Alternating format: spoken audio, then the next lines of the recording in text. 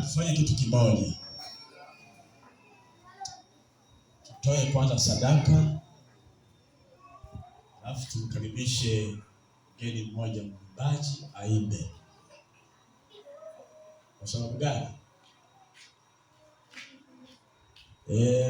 Tunahitaji tupate pia muda mwingi wa neno, tule chakula cha rohoni, sawa sawa.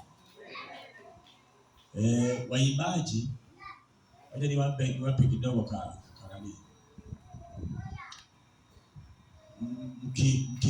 Wengine mkipelea, usiwaze kwa nini mimi leo nimepelea. Sawa sawa.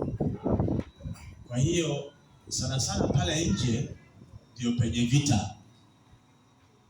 Kwa hiyo tunatamani kabisa kwamba tuwe tunatoa muda mkubwa kwa Injili na waimbaji mnaimba, sawa sawa, ili pia tuna balance muda wa kwenda wapi pale, sawa watumishi wa Mungu.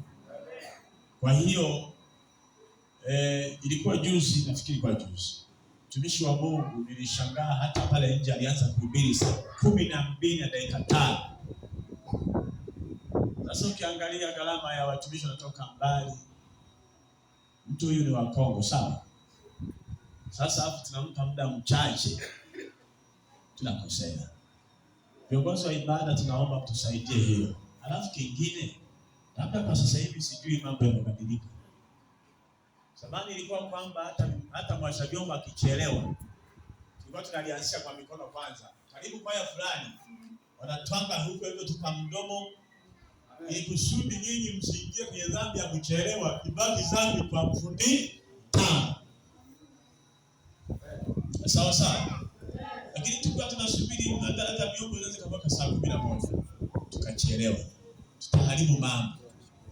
Lengo ni kwamba mhubiri asimame mapema. Watu wanahitaji kumuona Mungu. Amen.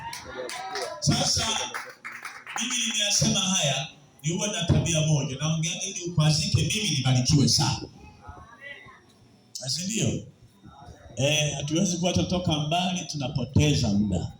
Na jana tuliona watu wengine mapepo yalipotoka mbali wanakuja wamebebwa usiku.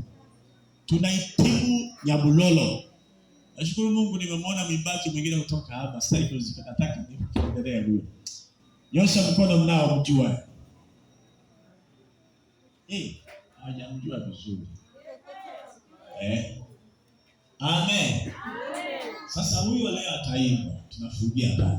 Tutoe kwanza sadaka, alafu ndio anasema baada ya kutoa sadaka kwanza. Sababu akianza kuimba, leo hapo tunatoa sadaka, tutasahau kutoa nini? Sadaka. Leta hata kuchoma, kumbe kifa. Baba Mungu ni mchawi pekee ambaye hapendi kutoa sadaka. Lakini wote uliowaokoa wewe umewapa na pumzi, umewapa uzima.